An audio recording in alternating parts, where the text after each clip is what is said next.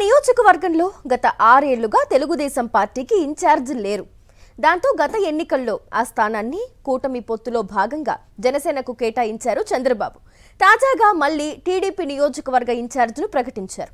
దీంతో నియోజకవర్గ ఇన్ఛార్జ్ పదవి కోసం ఇప్పటి వరకు లాబియింగ్ చేసిన నాయకులు చంద్రబాబు నిర్ణయంపై గుర్రుగా ఉన్నారు. ఇంతకీ ఆ నియోజకవర్గం ఏది? అక్కడ ఇన్ఛార్జ్ పదవి దక్కింది ఎవరికి?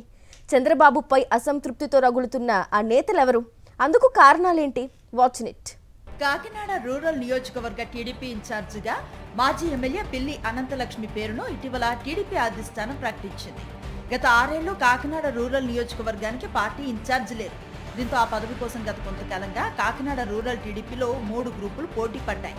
వారిలో ఒక గ్రూప్ పిల్లి అనంతలక్ష్మి దంపతులు కాగా, మరో గ్రూప్ కోఆర్డినేటర్ కటకంశెట్టి బాబీతో పాటు కాంగ్రెస్ నుంచి టీడీపీలో చేరిన నురుకుర్తి వెంకటేశ్వరరావులు ఉన్నారు.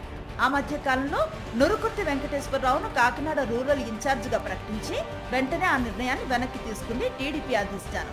దీంతో ఇన్ఛార్జ్ పదవి కోసం లోకేష్ అనుచరుడిగా ముద్రపడిన కోఆర్డినేటర్ కటకంశెట్టి బాబీ లాబియింగ్ చేసినా ఫలితం లేకుండా పోయింది.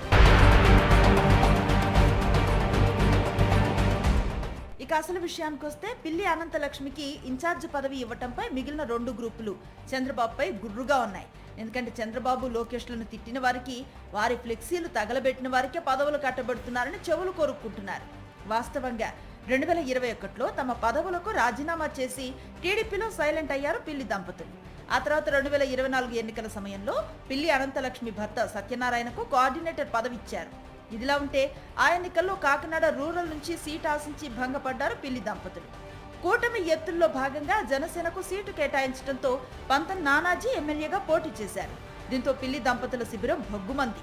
చంద్రబాబు లోకేష్ ఫ్లెక్సీలు చింపి రచ్చరచ్చ చేశారు. అయితే పిల్లి దంపతులను బుజ్జగించి నానాజీ గెలుపు కోసం పనిచేయాలని సూచించడంతో నానాజీ కోసం ఎన్నికల్లో పనిచేశారు. కానీ ఆ ఎన్నికల్లో పిల్లి సత్యనారాయణ కుమారుడు తనకు వ్యతిరేకంగా పనిచేశారన్న కారణంతో పిల్లి దంపతులను దూరం పెడుతూ వచ్చారు ఎమ్మెల్యే నానాజీ. దీంతో మనస్తాపం చెందిన సత్యనారాయణ తన కోఆర్డినేటర్ పదవికి రాజీనామా చేశారు. సత్యనారాయణ రాజీనామా చేయడంతో కోఆర్డినేటర్ కటకంశెట్టి బాబీ ఎమ్మెల్యే నానాజీకి దగ్గరయ్యారు. మరోవైపు నియోజకవర్గ ఇన్ఛార్జ్ పదవి కోసం అనేక లాబియింగ్లు చేసి విఫలమయ్యారు. యువతను కాదని వయస్సు అయిపోయిన అనంతలక్ష్మికి ఇన్ఛార్జ్ పదవి ఇస్తారా అని బాబీ టీడీపీ అధిష్టానంపై రగిలిపోతున్నారు. అయితే అనంతలక్ష్మికి ఇన్ఛార్జ్ పదవి దక్కటంలో కీలక పాత్రను పోషించారు జిల్లా టీడీపీ అధ్యక్షుడు జ్యోతుల నవీన్. రానున్న 3 ఏళ్లు అనంతలక్ష్మితో నియోజకవర్గాన్ని నడిపి ఆ తర్వాత తాను రూరల్ ఇన్ఛార్జ్ పదవిలోకి రావాలనేది నవీన్ వ్యూహమని టీడీపీలో చర్చ నడుస్తోంది. ఇటీవల జిల్లా టీడీపీ అధ్యక్ష పదవి 2వసారి నవీన్కు రావడంతో కాకినాడలో భారీ బహిరంగ సభను నిర్వహించారు. దీన్ని బట్టి నవీన్ వచ్చే ఎన్నికల్లో కాకినాడ రూరల్ నుంచి పోటీ చేస్తారనే చర్చ జోరుగా సాగుతోంది. ఎందుకంటే రూరల్ జనసేన ఎమ్మెల్యే పంతం నానాజీ సింగిల్ టైం ఎమ్మెల్యే అని ప్రచారం జరుగుతోంది.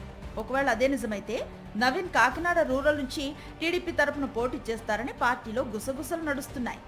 మొత్తం మీద పిల్లి దంపతులకు వచ్చే ఎన్నికల్లో మరోసారి అధిష్టానం హ్యాండ్ ఇచ్చే అవకాశం ఉందని నియోజకవర్గంలో ప్రజలు చర్చించుకుంటున్నారు.